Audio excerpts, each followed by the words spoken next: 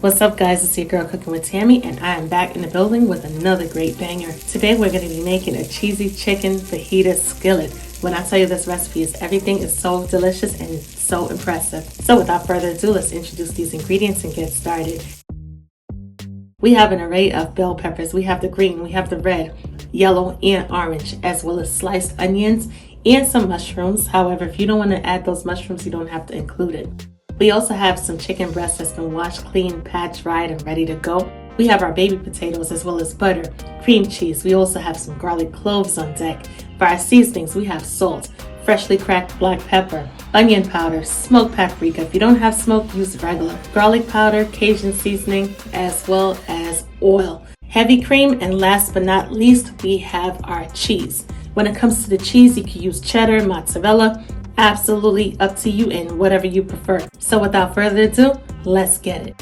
First thing we're going to do is we're going to start off by adding some salt to our boiling water.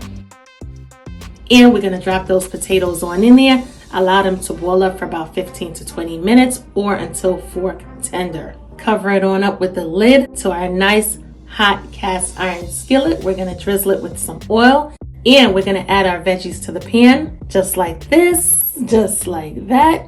Get all of those veggies up in there. And also, our fajita skillet is not limited to these veggies. If you want to substitute with additional veggies or use even less, of course, it's your preference. You can absolutely do so.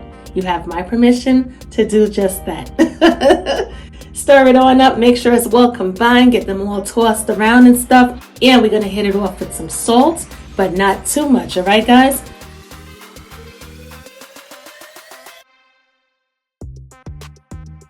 As well as freshly cracked black pepper. Doesn't matter if it's freshly cracked or not, just add that black pepper along with some onion powder and garlic powder. And we're also going to hit it off with a little Cajun seasoning as well. Give it a little flavor. Toss it around, make sure the seasoning is well combined. If your pan is a little bit dried, sprinkle it with a little bit more oil. We're going to keep that flame on medium heat.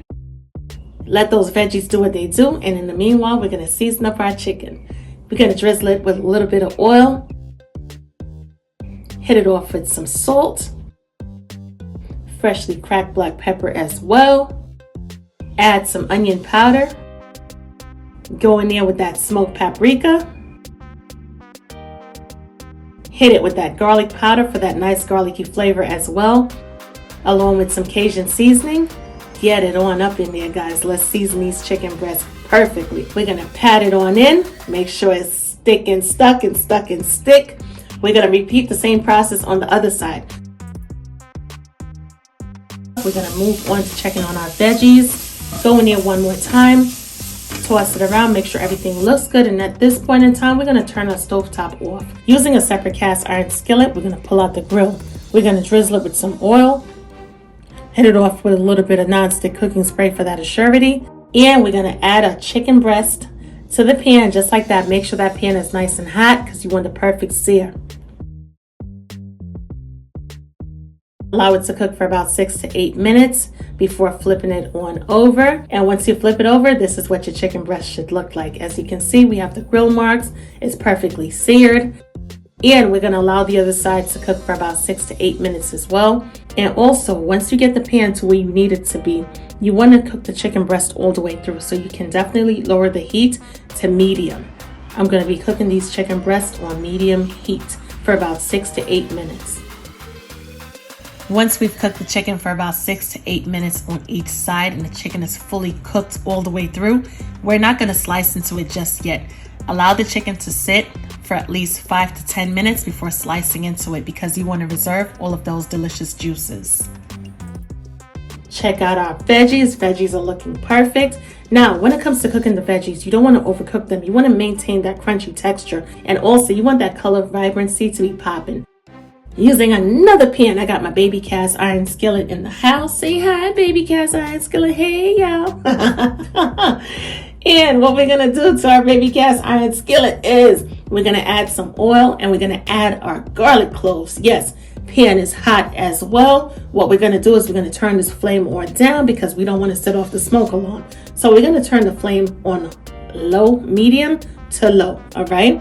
And we're gonna allow those garlic bulbs to toast on up. Yes, yes, yes. Once they toast on up, we're gonna flip it on over, allow it to do the same thing on every side. All right, guys, check out the garlic looking sexy, right? Everything is toasted up, so we're gonna turn that stovetop off, remove the garlic cloves, and place it into a separate ramekin.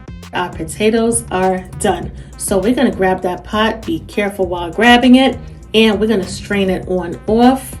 After you finish straining those potatoes, you're gonna bring it on over to a bowl and get to mashing. For this particular recipe, we are not gonna be peeling our potatoes. Besides, they're baby potatoes anyway. We're gonna add a pinch of salt, not too much, along with some garlic powder for that nice garlicky flavor. And we're gonna add our cream cheese and butter. Remember those garlic cloves that we set to the side? We're gonna take those garlic cloves and finally chop it, or if you wanna chop it in chunky chunks, you can, it's up to you. But I'm gonna go in there with a knife, give it a quick chop, and once we're done, we're gonna add it to our potatoes. Yes, we are.